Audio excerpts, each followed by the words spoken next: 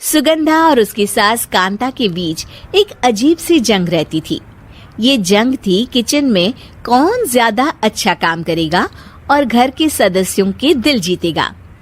और उनकी इस जंग में हमेशा कुर्बान होते थे उनके दोनों पति। कैसे? आइए देखते हैं इस किचन पॉलिटिक्स की कहानी में। एक दिन किचन में, माँ जी, आज मैं बना रही हूँ मेथी की सब्जी। इस खाने से घर वालों के पेट की सारी समस्या खत्म हो जाएगी।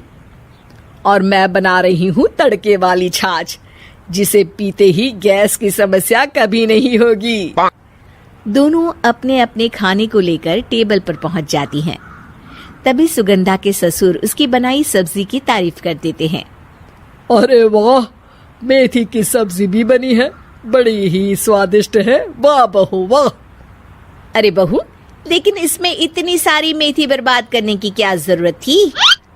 देखिए माँ जी, ये तो वो मेथी है जो आप रात में भिगोकर सुबह उसका पानी पीती हैं, और जो मेथी फेंक देती हैं उसी से मैंने ये सब्जी बनाई है।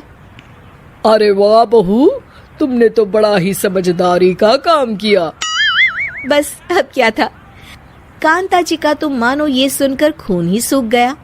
वो फैसला कर लेती है कि किसी भी तरह वो अपने खाने की तारीफ लेकर ही रहेगी और सुगंधा को किचन में उसकी कमियां गिनाएगी। कांता फ्रिज खोलकर देख रही होती है और फिर सुगंधा से कहती है, अरे बहू, ये क्या, पूरा फ्रिज गंदा पड़ा है। तभी वहाँ सुगंधा का पति आ जाता है। वो सुगंधा को डांट कर कहता है, सुगंधा, तुम्हें कितनी बार कह रखा है कि वायरस फैल रहा है, साफ सफाई का पूरा ख्याल रखना है, लेकिन तुम किचन में इतनी गंदगी रखोगी तो कैसे चलेगा। सुगंधा सास की तरफ देखती है जहाँ वो मुस्कुरा रही होती है। सुगंधा समझ जाती है कि सास ने उससे बदला लेने के लिए ये सब किया है। दोनों रात के खाने की तैयारी में लग जाती हैं। दोनों ना एक दूसरे की तरफ देखती हैं और ना ही एक दूसरे से बातें करती हैं। रात को खाने की टेबल पर एक एक कर दोनों कई तरह के अलग अलग व्यंजन टेबल पर लगा देती हैं और अपने अपने पति के पास जाकर खड़ी हो जाती हैं। अरे खाइए जी खाइए, मैंने बड़ी मेहनत से बनाया है। प्लेट में वो खाना डालती हैं। सुगंधा भी दोनों की प्लेट में खाना डालते हुए कहती है, बड़ी ही मेहनत लगी है इस खाने को बनाने में। हाँ, दोनों को ना चाहते हुए भी सारा खाना खाना पड़ता है। कहीं दही तो कहीं मलाई तो कहीं मसाला। और इन सब के बाद दोनों बड़ी ही मुश्किल से अपने कमरे में सोने जाते हैं। लेकिन अगली सुबह सुगंधा का पति चिल्ला रहा होता है, हाय रे हाय, मेरा तो पेट खराब हो गया। हाय माँ, बहुत दर्द हो रहा है। तो वहीं कांता के कमरे से भी कुछ ऐसी ही आवाज आने लगती है। हे भगवान, इस सास बहू की लड़ाई हमारी जान लेकर रहेगी। जाओ कोई डॉक्टर को बुला कर लाओ। डॉक्टर आते हैं। दोनों को देखकर कांता और सुगंधा से कहती हैं, देखिए, आप दोनों इन्हें खाने में हल्का ही दीजिएगा। हो सके तो रात का खाना जल्दी खाया करे और वॉक किया करे। इतना कहकर डॉक्टर वहां से चले जाते हैं। जिसके बाद एक बार फिर से दोनों बहुएं किचन में जाती हैं और खाना बनाने में लग जाती हैं। रात में खाने के टेबल पर दोनों एक बार फिर से खाना लगाने लगती है।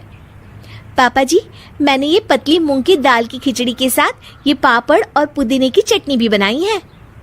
अरे बहू, अभी अभी बेचारे पेट की बीमारी से गुजरे हैं।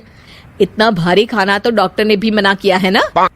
देखिए, मैंने आप दोनों के लिए सूप बनाया है। और दोनों उन लोगों की प्लेट में खाना डालने लगती हैं। तभी दोनों एक साथ बोल पड़ते हैं, बस करो, हमें माफ करो। हमें नहीं खाना इस घर में, ना खिचड़ी और ना ही सूप। हम इंसान हैं, एक वक्त में एक ही खाना खा सकते हैं। बस करो, हमें माफ करो। हमें नहीं खाना इस घर में, ना खिचड़ी और ना ही सूप। हम इंसान हैं, एक वक्त में एक ही खाना खा सकते हैं। इतना कहकर वो दोनों वहां से चले जाते हैं। कहानी का अंत। आप लोग उम्मीद कर रहे होंगे कि अंत में सब ठीक हो जाएगा। नहीं जनाब, अगर सास बहू के बीच सब ठीक हो जाए तो आप ये सीरीज देखे ही क्यों? तो मजा लीजिए इस चैनल में सास बहू से जुड़ी कहानियों का, क्योंकि ये ऐसा रिश्ता है जिसकी मिठास उसकी खटास में हमेशा ज्यादा ही रहती है।